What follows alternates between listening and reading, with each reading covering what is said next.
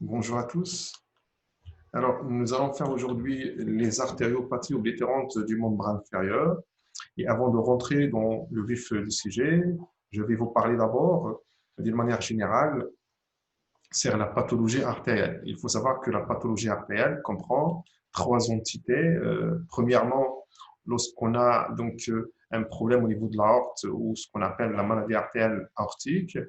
Et puis, lorsque c'est les artères qui sont touchées, donc on parle de maladie artérielle coronaire. Et puis, la dernière, ou celle qui nous intéresse aujourd'hui, c'est lorsqu'on a une pathologie au niveau des artères du membre inférieur, ou ce qu'on appelle les artériopathies périphériques.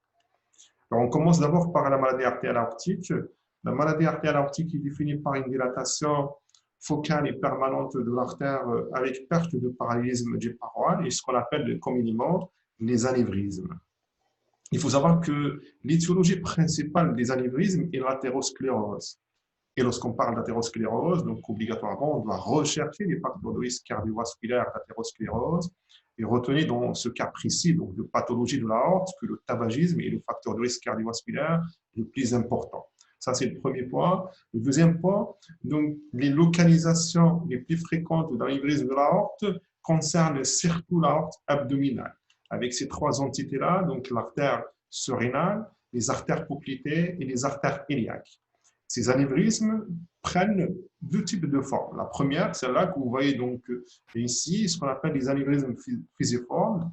Et la deuxième forme, donc, c'est cette image-là que vous voyez donc à côté, ce qu'on appelle les anévrismes sacciformes. Il faut savoir que ce type d'anévrisme est exposé donc à une rupture. Donc, le risque là, c'est la rupture de cet anévrisme. On peut avoir donc une complication assez grave. L'autre chose aussi à savoir, c'est que l'athérosclérose ou bien l'anévrisme de l'aorte abdominale peut toucher, donc, ou bien peut toucher l'aorte ascendante. Alors, comment on fait le diagnostic d'anévrisme de l'aorte abdominale?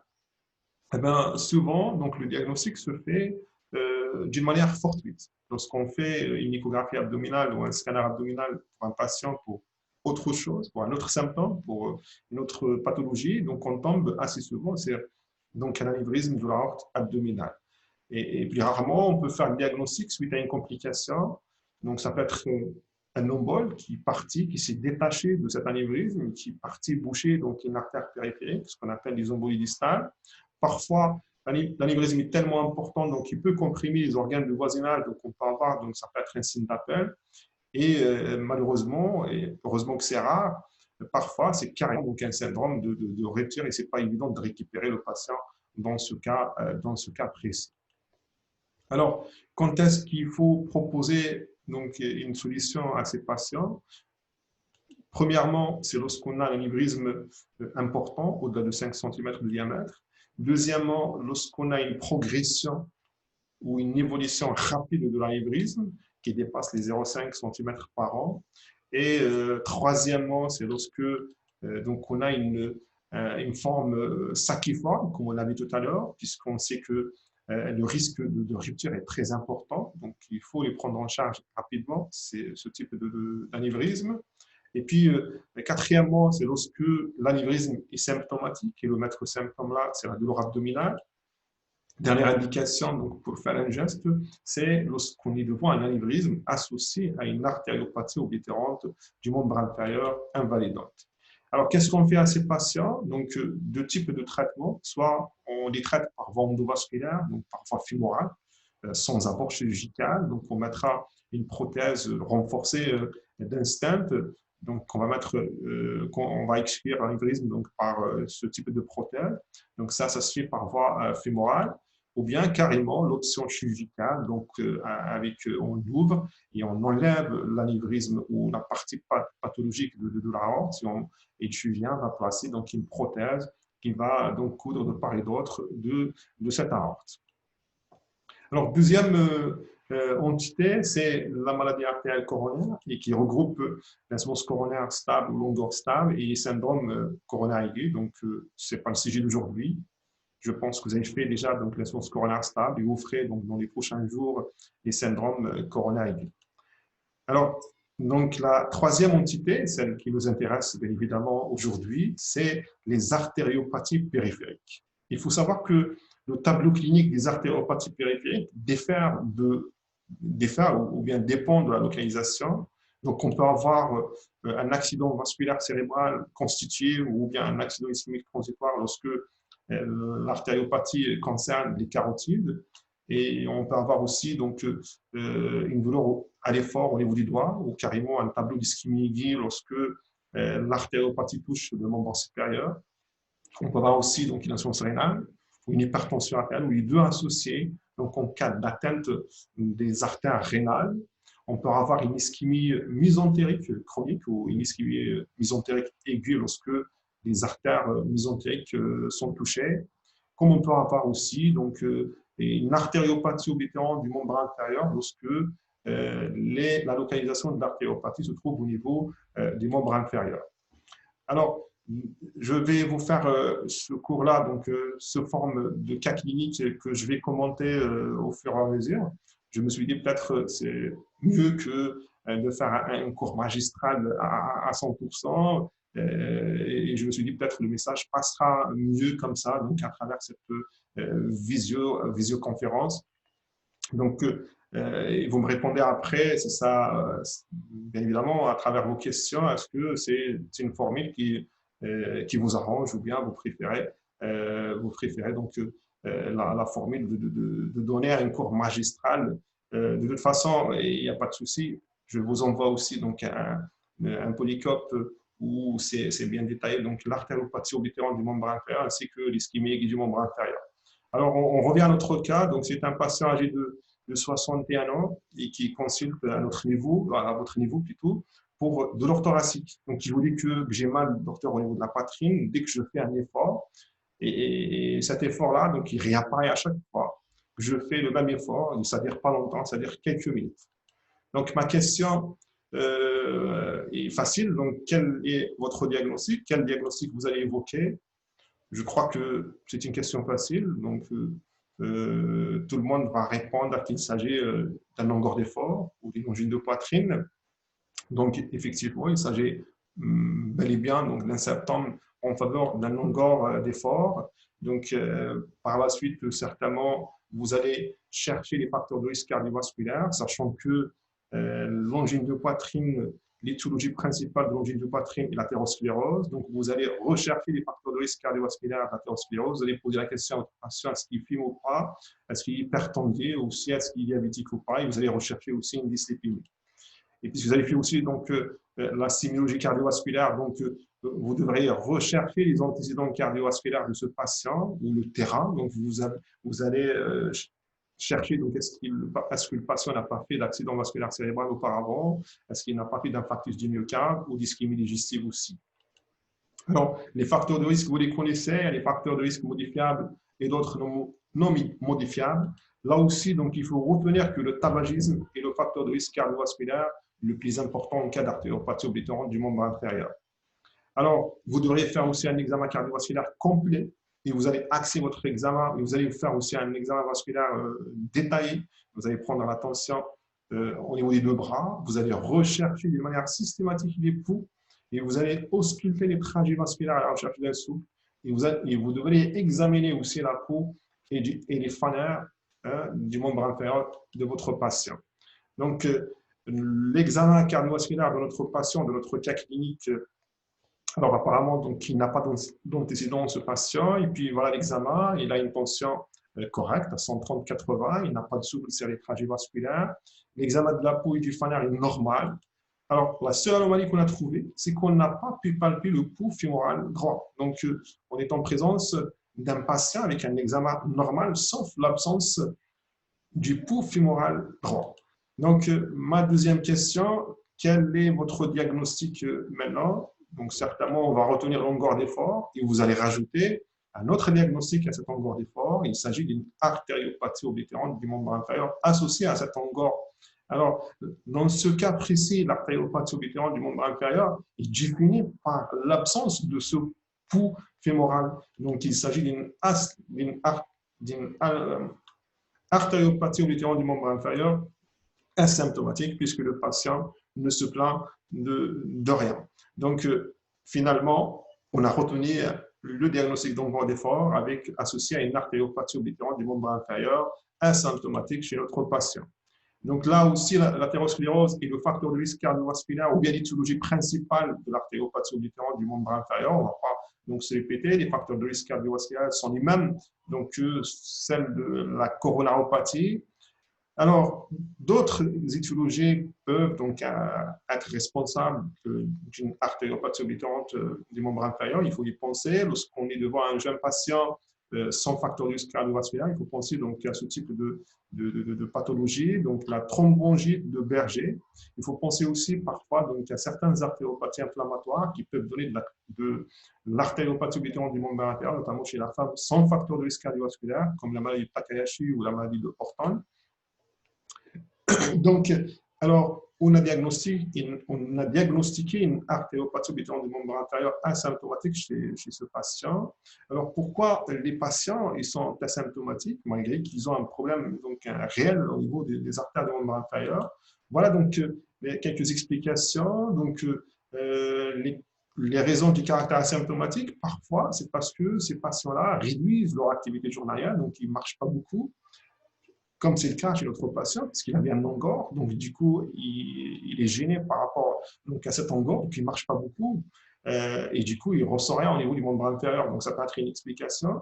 Deuxième explication, aussi que l'artériopathie oblitérante du membre inférieur, c'est l'apanage du sujet âgé, donc elle est assez fréquente chez le sujet âgé, et on sait que chez le sujet âgé, il y a beaucoup de troubles neurologiques donc chez le sujet âgé, notamment le patient diabétique. L'autre explication aussi, parfois, en présence de lésions, on a des lésions sténosantes, mais elles ne sont pas importantes, ou bien il y a des lésions importantes et qui sont bien suppliées donc, par une circulation collatérale. Et je vais vous expliquer ça. Donc, vous allez voir, alors, donc, vous allez voir, donc, on va sur cette image d'artériographie. Vous voyez donc là l'aorte surrénale qui se bifurque en deux artères, l'artère iliaque gauche et l'artère iliaque droite. Et ce que vous constatez, qu'il y a une interruption donc, de l'artère iliaque droite à ce niveau-là. Donc, il y a plus de passage du sang donc, de la partie proximale à la partie distale. Ce n'est pas pour cette raison que le membre ne sera pas irrigué, puisque vous voyez là, donc, il y a des voies de réinjection secondaire qui permettent donc l'irrigation quand même du membre.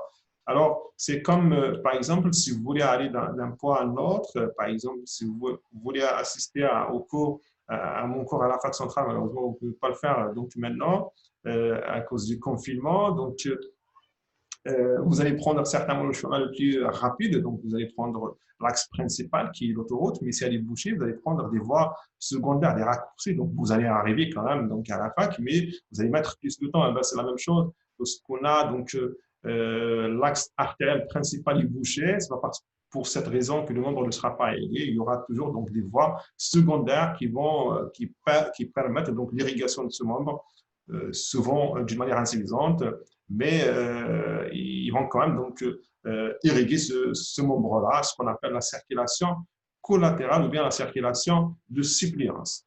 Alors, il faut savoir que l'artériopathie oblitérante du membre inférieur asymptomatique est le tableau clinique le plus fréquent. C'est presque un patient sur deux avec une artériopathie oblitérante du membre inférieur est asymptomatique. Ça, c'est la première chose. La deuxième chose, il faut savoir que le pronostic ou bien la morbimortalité est identique aux patients avec une naomie symptomatique. Donc, ils ont le même pronostic, symptomatique ou asymptomatique. Alors, donc, pour cela, on devrait dépister les patients donc asymptomatiques. On devrait faire un dépistage systématique. Vous allez me poser la question, est-ce qu'on va dépister tout le monde? Donc, le patient qu'on va, donc on doit le dépister. Non, il y a des règles, donc on ne va pas dépister tout le monde. Premièrement, on va dépister les patients avec une anomalie à l'examen clinique, comme c'est le cas chez notre patient. Donc, un patient sans pouls, ou bien un patient avec un souffle artériel, ou bien un patient avec une masse pulsative au niveau de l'abdomen, donc en rapport avec un anévrisme de l'aorte abdominale. Donc, voilà les patients qu'il faut dépister. Donc, les patients avec anomalie à l'examen clinique, il faut les dépister. Donc, ça, c'est la première chose. La deuxième chose, s'il n'y a pas d'anomalie à l'examen clinique, là aussi, il y a des règles. Donc, on ne va pas dépister donc, tout le monde. On va dépister que donc, les patients on va dépister que les patients, excusez-moi. Donc, on va dépister le patient âgé de plus de 70 ans avec un autre facteur de risque cardiovasculaire, le patient diabétique ou tabagique âgé de plus de 50 ans et le patient avec un risque cardiovasculaire intermédiaire ou élevé. Ça veut dire quoi, un risque cardiovasculaire élevé ou intermédiaire? Pour vous simplifier un peu les choses, c'est les patients qui ont déjà fait un événement cardiovasculaire auparavant. C'est un patient qui a fait un infarctus du myocarde ou qui a fait un AVC ou autre chose. Alors, comment on va faire le dépistage? Donc, on fera un examen qui est indolore, un examen simple, ce qu'on appelle l'index de pression systolique. Alors, il consiste à quoi cet examen? En réalité, c'est un écho-doppler de poche. Donc, un écho-doppler de poche qu'on utilise pour prendre la pression systolique au niveau de la cheville, puisqu'on ne pourra pas la prendre avec un brassard normal, ce n'est pas la même anatomie. Donc, on utilisera ce type de brassard pour prendre la pression au niveau de la cheville droite et gauche, bien évidemment. Alors, je vais vous montrer une vidéo et vous allez voir comment on le fait donc, sur le plan pratique et on va parler donc après. Le brassard a donc été positionné à la cheville.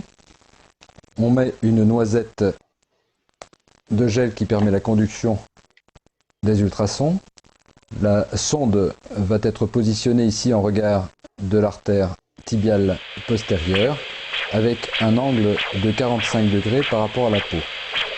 On gonfle le brassard.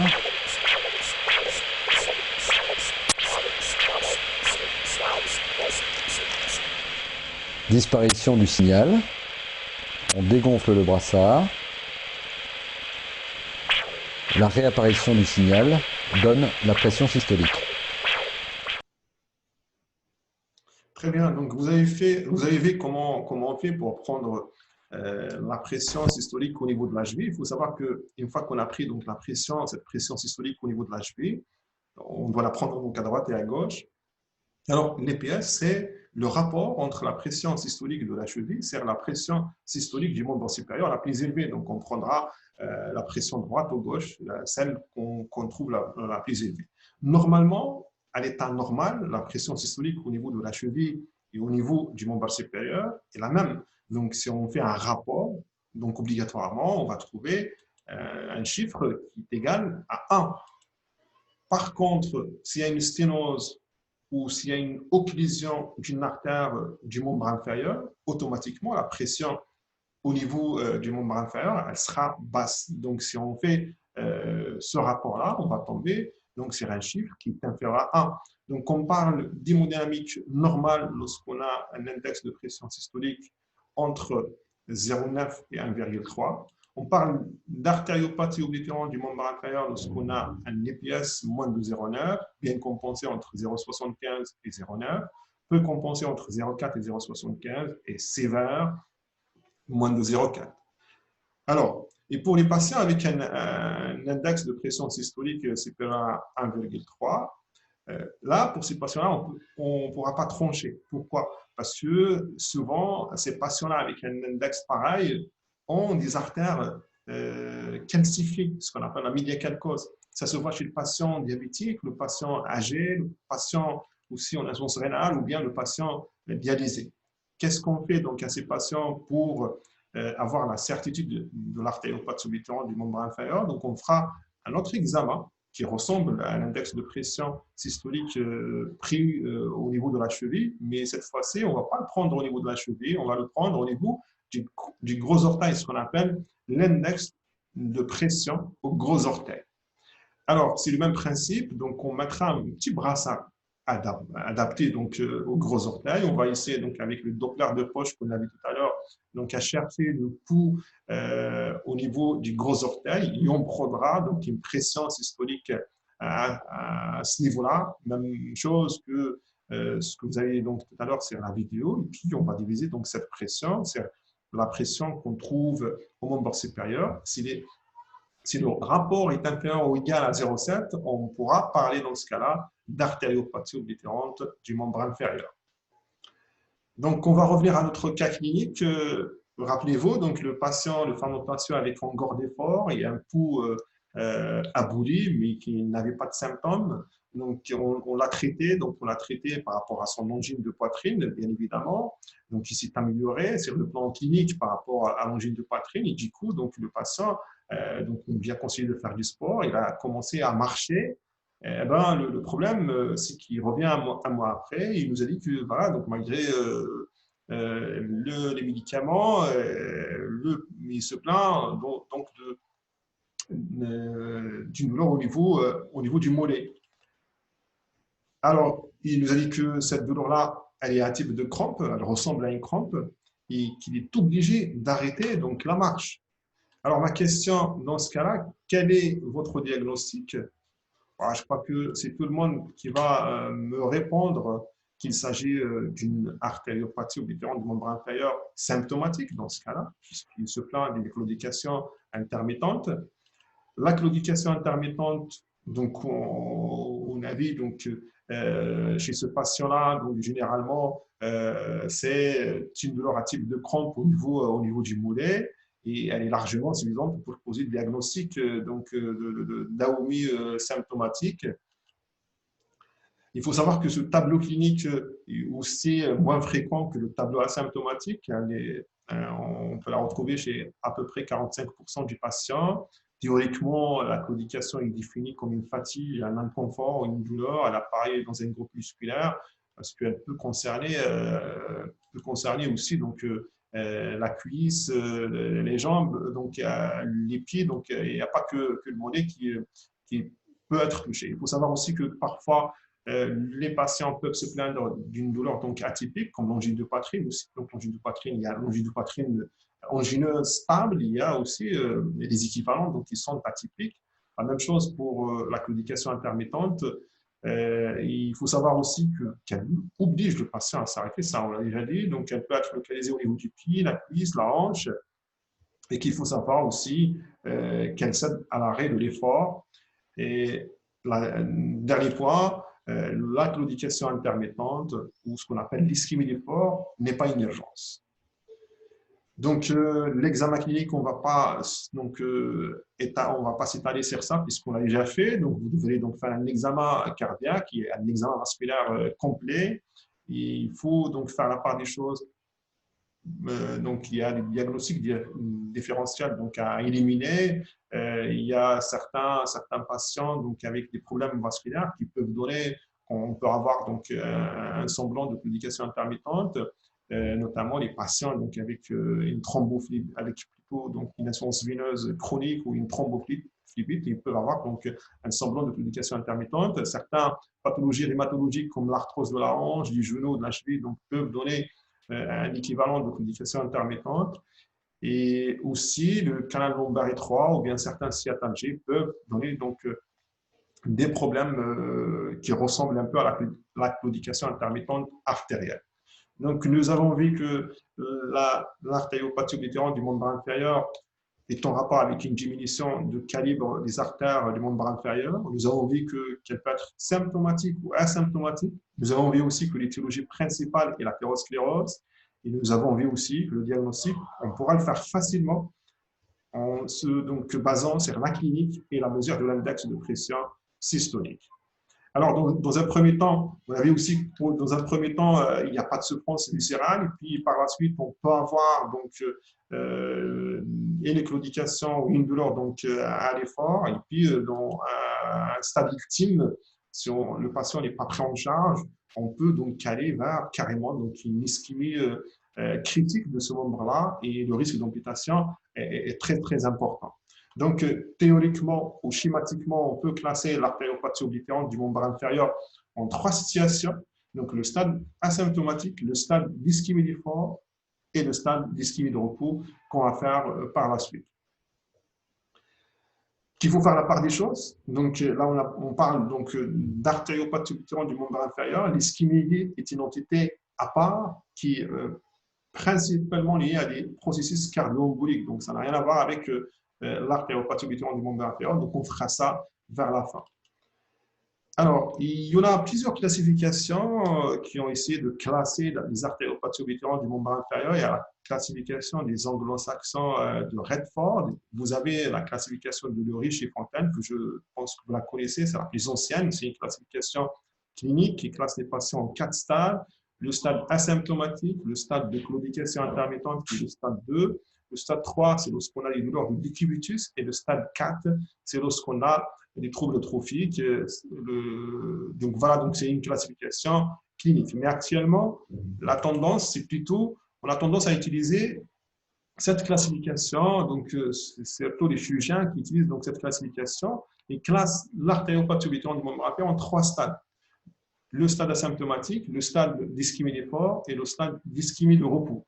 La particularité de cette classification, c'est une classification clinique hémodynamique. Et vous allez voir, on va voir donc par la suite, lorsqu'on fait l'ischémie de repos, comment on va faire la preuve hémodynamique. Et c'est pour ça que cette classification est plus intéressante pour le chirurgien, pour les indications donc, opératoires par rapport aux autres classifications, comme la classification de Lurich et Fontaine. On revient à notre cas clinique. Donc, le patient qui revenait donc un mois après pour claudication intermittente, voilà sa pression artérielle avec de 140-80 mm de mercure. Et on a pris donc la pression au niveau de la cheville gauche, on a trouvé, au niveau de la tibiale postérieure gauche, on a trouvé 140.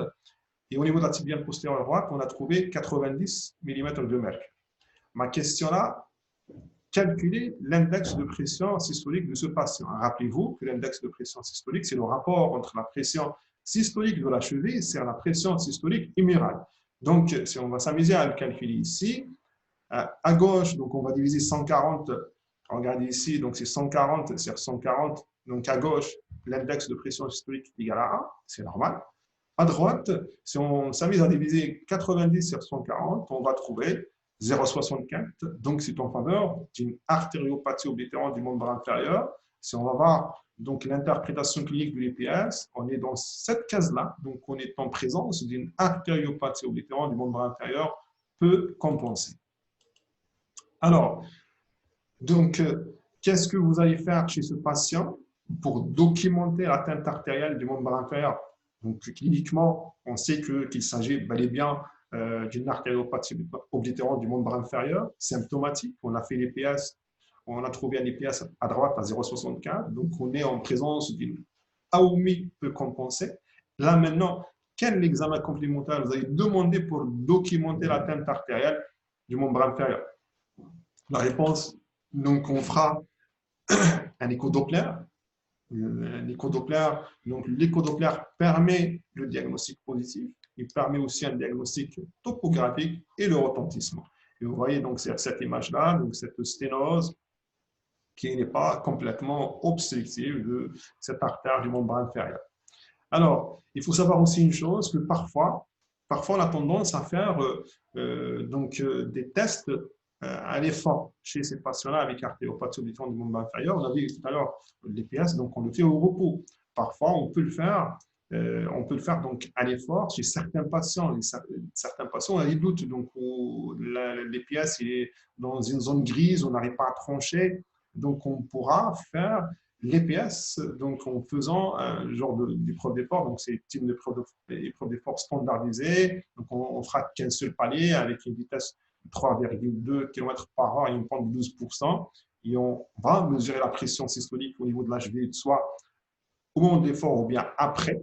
S'il y a une chute, on valeur absolue de la pression systolique de la cheville de moins de 30 mm de mercure. Donc, on peut conclure qu'il s'agit d'une AOMI donc, symptomatique et qui n'est pas très bien compensée. Ou bien, s'il y a une chute de l'index de pression systolique de plus de 20%, dans ce cas-là, on peut donc retenir le diagnostic d'AOMI hémodynamique ou bien avec retentissement hémodynamique.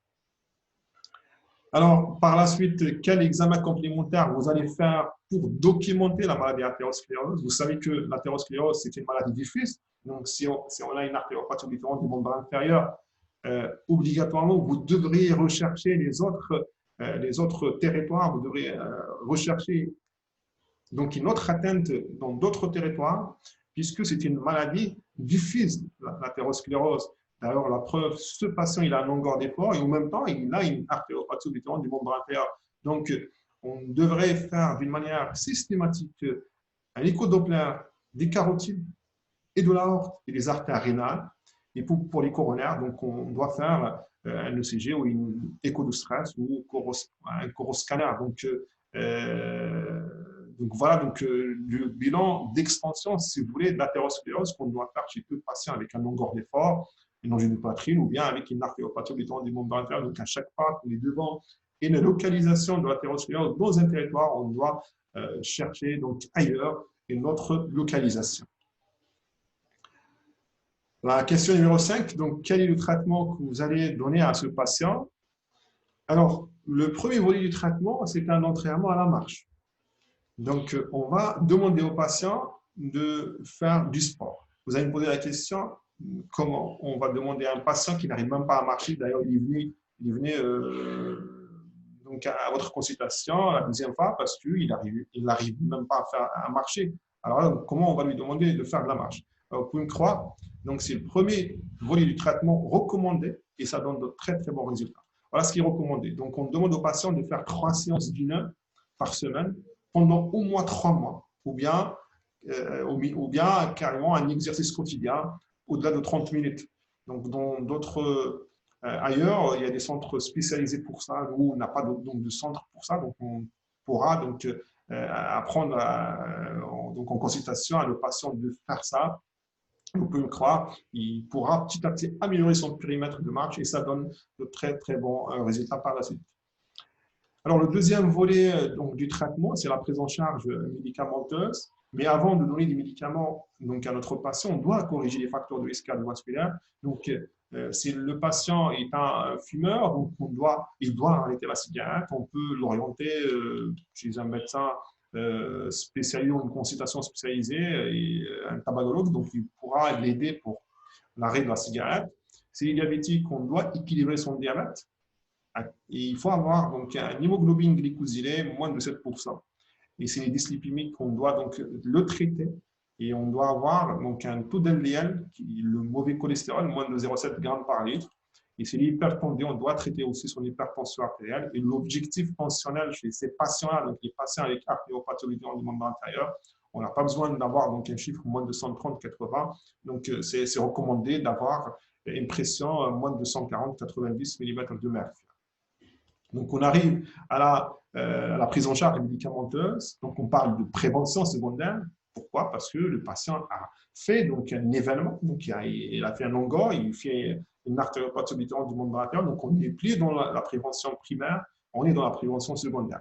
La prise en charge médicamenteuse, donc, le traitement, donc, la première molécule qu'on prescrit, donc, c'est les antiagrégants plaquettaires. Donc, on pourra donner de l'aspégique entre la dose recommandée, c'est la dose antiagrégant plaquettaire, entre 75 et 325 mg.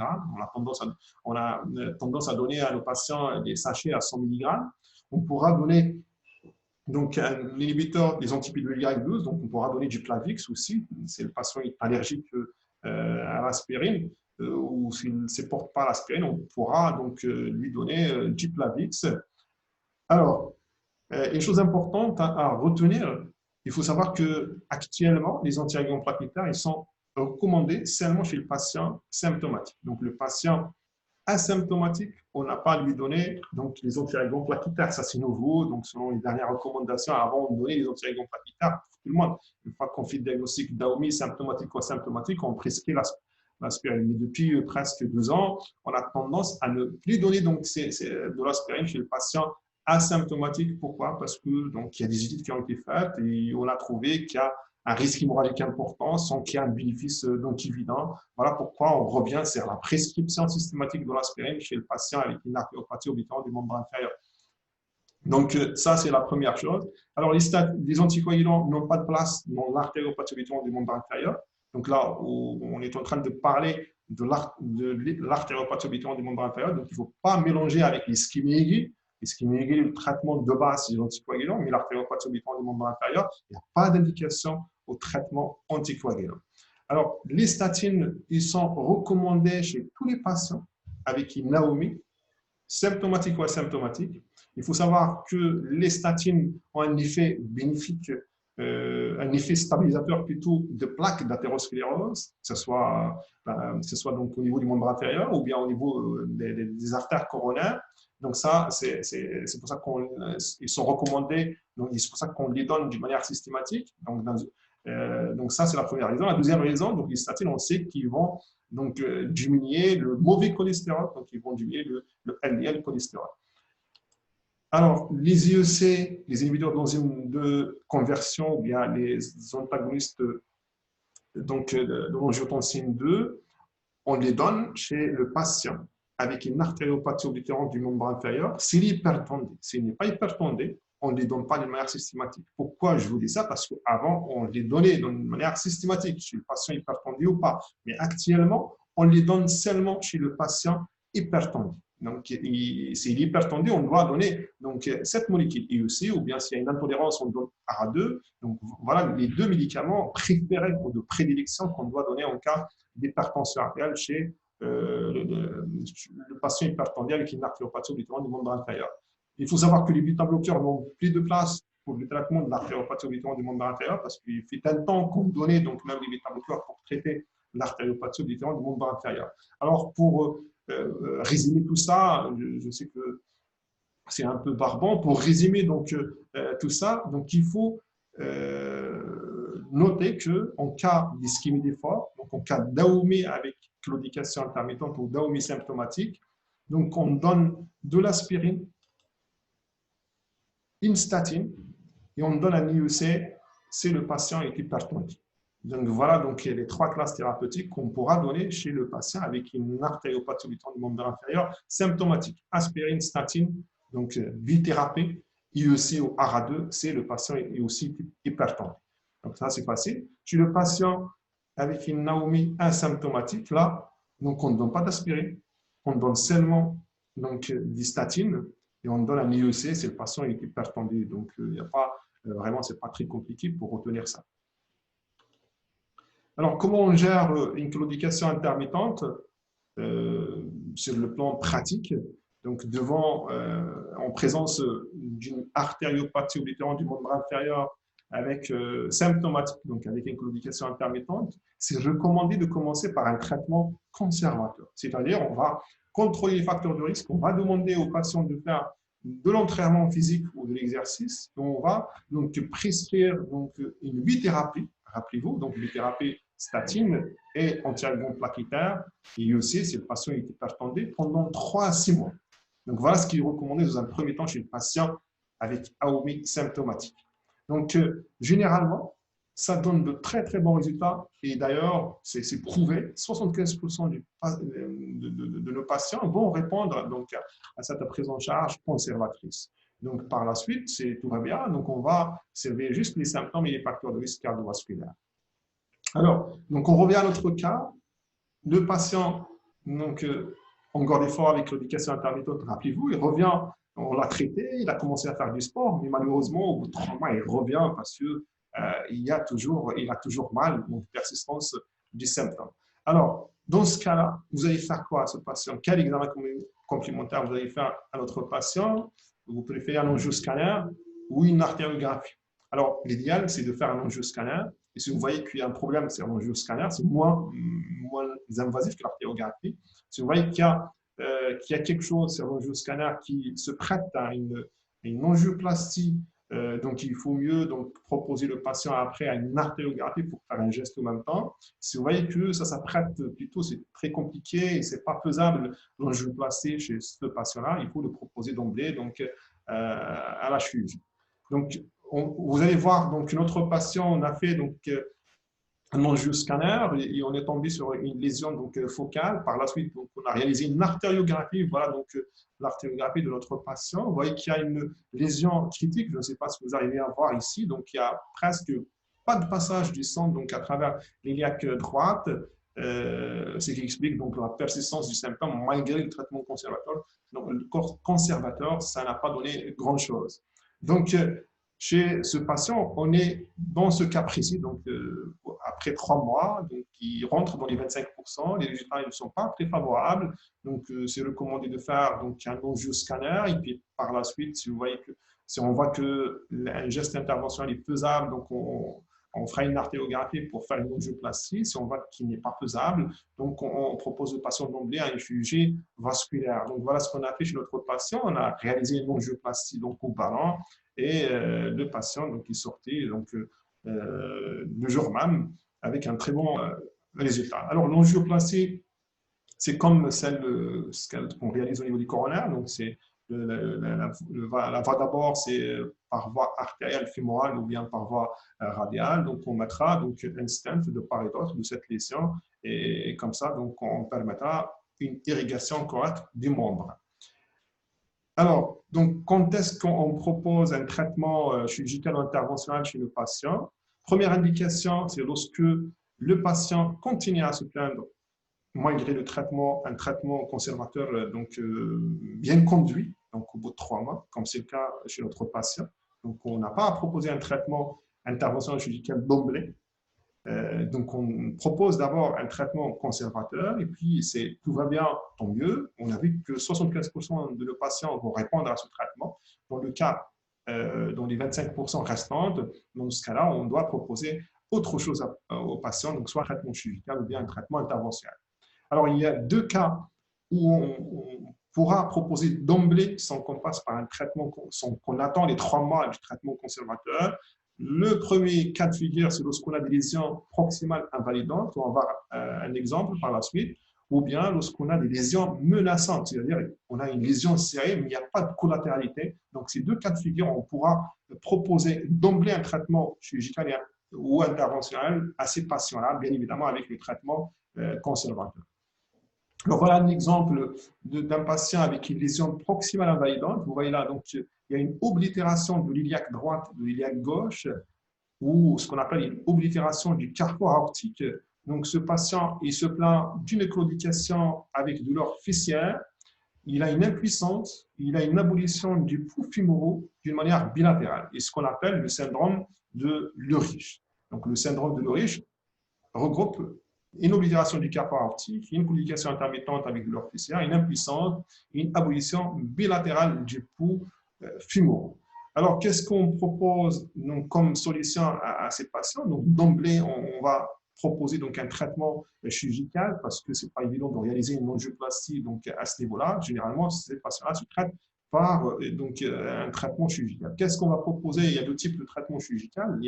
On pourra donc faire soit un pontage par prothèse ou bien un pontage par une veine. Et vous voyez donc chez ce patient-là, puisque l'obstruction est très haute, donc on sera obligé de faire 2 abords, un abord abdominal et un abord au niveau du membre inférieur. Donc on ne pourra pas faire donc un pontage veineux, donc on fera un pontage plutôt par prothèse aorto-fémorale. Le pontage veineux, donc c'est une veine qu'on prélève du membre inférieur et on va court-circuiter la sténose de part et d'autre de cette sténose. Ce type de pontage est proposé chez les patients avec donc une lésion, donc plutôt distale, pas donc une lésion proximale au niveau du carrefour aortique. Alors, donc voilà les trois techniques ou les 3 types de traitements à proposer pour l'artériopathie obstructive du membre inférieur, soit donc une angioplastie ou bien un pontage. Mais rarement une pondarectectomie qui est une désobstruction, c'est presque non utilisable par les chirurgiens. Donc, on revient donc à notre cas, le pauvre, il revient 5 ans plus tard. Il a toujours, donc cette fois-ci, il signale des douleurs nocturnes du membre inférieur droit. Alors, il vous dit, docteur, donc ces douleurs-là, donc elles viennent juste après le coucher, quelques minutes après le coucher. Alors, ils sont calmés par la position de jambe pendante et que son périmètre de marche est de moins de 50 mètres. Et voilà, donc l'examen vasculaire de ce patient, vous voyez donc qu'il y a une lésion donc, vasculaire au niveau de la cheville. Alors les pouls fémoraux sont palpables, par contre les pouls sous-jacents sont absents. La pression artérielle à 160/85 et on n'a pas trouvé de souple sur les trajets carotidiens. Ma question là, donc quel diagnostic vous allez évoquer et comment vous allez le confirmer? Alors, donc pour résumer un peu, le patient il revient pour douleur de décubitus avec trouble trophique. Trouble trophique, c'est la lésion vasculaire que vous avez vue. Alors, ça, c'est le témoin d'une ischémie critique. Là, ce qu'on appelle une ischémie critique du membre inférieur. Alors, et avant de retenir ce diagnostic d'ischémie critique, on n'a pas le droit donc, de dire qu'il y a ischémie critique, quoi, en se basant sur la clinique, on doit faire la preuve hémodynamique. Comment on va faire la preuve hémodynamique? Vous allez voir. Alors, l'ischémie critique est définie par des douleurs de décubitus au trouble trophique, comme c'est le cas chez notre patient qui évolue depuis au moins 15 jours, avec une pression systolique de la cheville, on pourra la prendre avec l'index de pression systolique, avec le Doppler de poche. Si elle est inférieure à 50, donc on peut retenir le diagnostic d'ischémie critique. Chez le diabétique, on exige un chiffre de 30. Ou bien, si on mesure la pression au niveau de l'orteil, elle doit être inférieure à 30. Il y a une troisième méthode de mesure, ce qu'on appelle la mesure de la consommation transcutanée de l'oxygène. Et on va voir comment on fait ça. Elle doit être inférieure à 30 pour retenir le diagnostic d'ischémie critique. Donc voilà l'appareil qui mesure la consommation transcutanée de l'oxygène. C'est simple, c'est un petit capteur qu'on met sur la peau, sur le pied, puis il va mesurer donc cette consommation d'oxygène. Normalement, chez un sujet normal, doit être supérieure à 60. En cas d'ischémie critique, donc elle doit être inférieure à 40 à 35 mm de mercure. Alors, donc, on est au stade d'ischémie critique, c'est la même chose, on parle d'ischémie critique ou ischémie de repos, c'est la même signification. Alors, heureusement, ce stade n'est pas très fréquent, on le retrouve chez 5% des patients ayant une artériopathie du membre inférieur. Et il faut savoir que l'ischémie critique est une urgence thérapeutique et ça n'a rien à voir avec l'ischémie aiguë. Donc, l'ischémie critique, c'est une chose, et on a vu la définition, on va voir par la suite c'est quoi une ischémie aiguë. Alors, donc, voilà la pression au niveau de la tibiale postérieure, elle est de 70. Et au niveau de la tibiale postérieure droite, elle est de 40. Les pidieuses, on n'a pas pu mesurer la pression au niveau des pidieuses. Quelles sont vos premières prescriptions thérapeutiques? Donc, si on revient donc, vers ces chiffres-là, donc au niveau de la tibiale postérieure droite, elle est de 40. Et vous avez vu tout à l'heure qu'on parle d'ischémie critique, c'est inférieur à 40 mm de mercure. Alors, les prescriptions, la stratégie de traitement de l'ischémie critique, qu'est-ce qu'on fait? Généralement, on doit, donc, puisque c'est des patients qui ont très mal, on doit donc les soulager, on doit prescrire un traitement antalgique, on doit les traiter par des antibiotiques parce qu'il y a un risque d'infection important. Et puis, on doit faire une évaluation rapide du profil artériel. Comment on l'a fait? On doit faire une artériographie donc d'emblée. Et on fera soit une angioplastie, si on arrive à la faire d'une manière rapide. Si on n'arrive pas à la faire, on peut proposer donc le patient une revascularisation chirurgicale. Dans certaines situations, les patients arrivent dans un stade assez grave et assez dramatique, avec une gangrène gazeuse et un tableau de septicémie, une altération de l'état général majeur, ce qu'on appelle l'ischémie dépassée. Dans ce cas-là, on ne va pas trop tergiverser, on fera une amputation d'emblée afin de sauver pas le membre, mais afin de sauver le patient. Donc, en cas, si on peut faire une revascularisation par angioplastie ou bien chirurgicale, tant mieux. Si on n'arrive pas, s'il y a échec, donc là, il faut procéder à une amputation du membre. Donc, j'ai terminé avec l'artériopathie oblitérante du membre inférieur. J'espère que vous avez compris. Donc, on passe maintenant donc, à l'ischémie aiguë du membre. Donc, vous allez voir que l'ischémie aiguë du membre ressemble un peu à l'ischémie critique, mais ça n'a rien à voir. Donc, c'est deux entités différentes. Il faut savoir que l'ischémie aiguë du membre est une urgence diagnostique et thérapeutique. Et quel est ton rapport avec une interruption brutale de la circulation artérielle au niveau d'un ou de plusieurs artères du membre inférieur, et qu'elle est grave, puisque le taux de mortalité est de 30%, puisqu'elle va menacer donc en quelques heures la vitalité du membre et du patient. Il faut savoir que l'obstruction artérielle en rapport avec une ischémie aiguë est en rapport avec deux mécanismes, soit c'est un embole qui a bouché l'artère complètement, ou bien c'est une thrombose en rapport avec soit c'est artère saine, ou bien c'est une artère pathologique. Alors, comment on fait donc la différence entre les deux mécanismes? On peut donc faire la part des choses en se basant sur déjà, vous voyez ici, c'est l'âge du patient. Donc, un patient jeune, beaucoup plus, il s'agit d'une embolie, donc qu'un patient, un patient âgé, c'est plutôt une thrombose artérielle.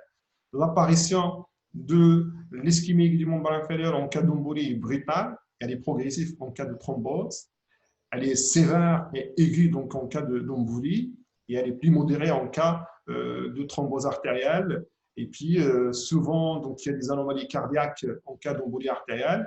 En cas de thrombose, il n'y a pas de problème généralement cardiaque. Et les facteurs favorisants, donc souvent, on va trouver une arythmie ou un patient qui a fait un infarctus ou il y a une valvulopathie sous-jacente en cas d'embolie artérielle. Par contre, en cas de mécanisme thrombotique, c'est plutôt, on va trouver un body bicardiaque. Et c'est l'artériographie, lorsqu'on on arrive à réaliser une artériographie, vous allez avoir qu'il y a un arrêt en cupule en cas d'embolie artérielle. Par contre, en cas de thrombose artérielle, l'arrêt est irrégulier. Souvent, donc, en cas d'embolie artérielle, souvent, donc, c'est un petit caillot qui part d'une cavité cardiaque dans 75% du cas et qui va donc bloquer une artère de même diamètre. Assez souvent, c'est la fémorale commune qui va être bouchée. Donc, ce petit caillot qui part d'une cavité cardiaque, il va boucher plutôt donc, la fémorale, assez souvent la fémorale commune. Voilà un exemple d'une embolie poplitée et du trépied jambier. Alors, en cas d'ischémie en rapport avec une embolie, il faut toujours rechercher donc, une embolie dans les autres territoires. Parce que souvent, lorsque on est en présence d'une ischémie en rapport avec une embolie, c'est des emboles qui partent un peu partout. Donc, on doit rechercher les autres d'autres localisations, notamment si le patient a une douleur abdominale, on doit donc penser à l'ischémie ésotérique. Si le patient a des douleurs lombaires, on doit rechercher une ischémie rénale. Et si le patient a fait donc, une hémiplégie ou une aphasie, on doit rechercher une ischémie cérébrale. Alors, le deuxième mécanisme, donc, c'est la thrombose. Souvent, donc, la thrombose survient chez des patients avec une artériopathie oblitérante du membre inférieur. Parfois, elle peut survenir sur des artères saines. Donc, ça, c'est en rapport avec une hyperviscosité sanguine. Quelques causes qui sont rares, comme la dissection aortique. La dissection aortique peut s'accompagner d'une ischémie du membre inférieur.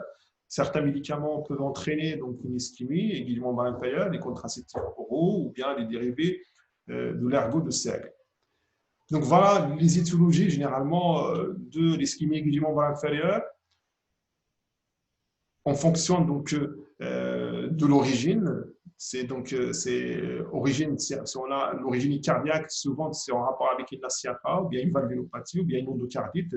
Rappelez-vous que l'endocardite, vous avez fait déjà le cours sur l'endocardite, qu'on peut avoir un embole septique qui part donc d'une végétation et qui va aller boucher soit une artère du membre inférieur ou bien du membre supérieur. L'origine artérielle, généralement, c'est en rapport avec un anévrisme aortique ou iliaque. C'est des artères pathologiques, souvent c'est une aggravation aiguë d'une artériopathie oblitérante du membre inférieur, c'est-à-dire artère saine. Souvent, on va dire, si on a une ischémie sur artère saine, il faut penser donc, à une thrombopénie induite par l'héparine ou bien un syndrome myélopyrène prolifératif ou bien un syndrome des antiphospholipides.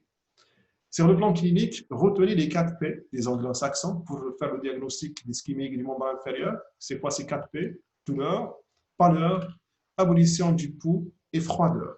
Donc voilà les 4 P des anglo-saxons pour retenir le diagnostic d'ischémie du membre inférieur.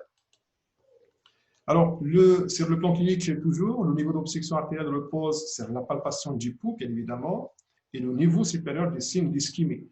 Donc, si on a si l'ischémie se localise au niveau de l'aorte, ou si au niveau de l'aorte, on ne va pas avoir de pouls donc, fémoral des deux côtés. Donc, on va avoir une ischémie de membre inférieur.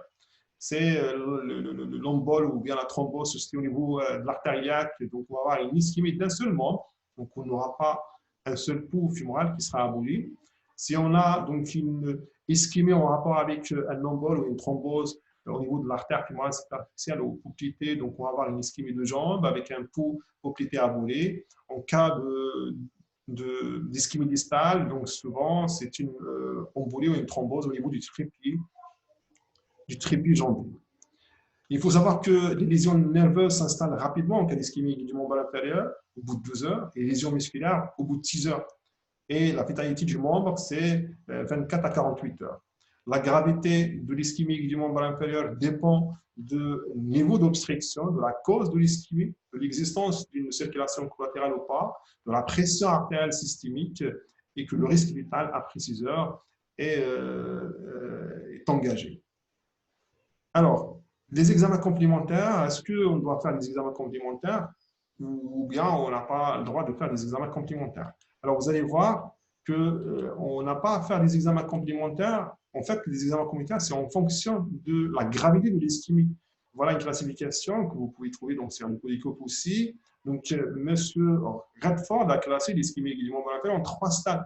Le premier stade où le membre n'est pas menacé, donc stade viable, on va dire. Le deuxième stade où le membre est vraiment très menacé, seulement, sauf il est récupérable. Et le troisième stade, ou stade irréversible, où c'est l'ischémie dépassée, où le risque d'amputation est très, donc, très indiqué. Alors, pour les examens complémentaires, donc on n'a pas à faire d'examen complémentaire si on est en présence d'une ischémie sensitivo-motrice. Donc, si on est au stade, au classe 2 de la classification de Redford, on n'a pas à faire d'examen complémentaire. Donc, parce que cela va retarder la prise en charge chirurgicale. On doit appeler un chirurgien donc, le plus tôt possible pour donc, revasculariser ce patient. Si on est au stade A, donc l'ischémie subaiguë, si vous voulez, donc on pourra faire un échodoppler ou une artériographie, évaluer les possibilités thérapeutiques. Cela, on doit le faire donc rapidement. Donc on a le temps pour faire ces examens, mais on doit le faire rapidement. Si on est au stade 3, généralement, c'est le stade de l'amputation, donc il ne faut pas trop tergiverser, il faut amputer le membre du patient. Alors, le traitement, donc, on doit le débuter rapidement, donc mise en condition du patient, on donne de l'oxygène et le traitement, la pierre angulaire du traitement, c'est les anticoagulants. Donc, on doit donner d'emblée une dose de charge d'anticoagulants à base d'héparine et une dose d'entretien après la revascularisation. On doit soulager le patient, on doit lui donner donc, des antalgiques, on doit protéger le membre. Il faut savoir que l'ischémie aiguë du membre inférieur est une urgence chirurgicale, puisqu'au-delà de 6 heures, le risque d'amputation est majeur et que ce geste chirurgical peut être guidé par une artériographie qu'on pourra faire éventuellement donc en père opératoire. Donc, le traitement chirurgical consiste à faire une embolectomie par sonde de Fogarty. Parfois, donc, si y a échec donc à ce type de traitement, généralement, ça donne des résultats dans 95% du cas. On pourra réaliser, dans le cadre d'urgence, soit un pontage donc en fonction de la localisation par prothèse ou bien par une saphène ou pontage veineux. Il faut savoir qu'il existe d'autres options thérapeutiques comme la fibrinolyse in situ ou la thromboaspiration. Alors, comment donc, on doit procéder en cas d'ischémie du membre inférieur ou la stratégie de prise en charge? Donc, si on est au stade de A, donc stade d'ischémie modérée, le patient, on va le traiter par des anticoagulants rapidement. On fera un bilan thérapeutique, une artériographie éventuellement et une revascularisation chirurgicale rapide. Si on est au stade 2 où l'ischémie cellulaire, le patient doit être revascularisé immédiatement. Bien évidemment, on donnera aux anticoagulants. Seulement la dose de charge et la dose d'entretien après. Et si on est au stade d'ischémie dépassée, là, le traitement et l'amputation, car le membre ne peut pas être sauvé et le pronostic vital est méconnu. Alors, je vous remercie. Donc, si vous avez des questions, donc je peux vous répondre par une autre visioconférence. Vous pouvez me poser des questions donc, via votre délégué ou bien sur Facebook. Merci et bon courage. À la prochaine.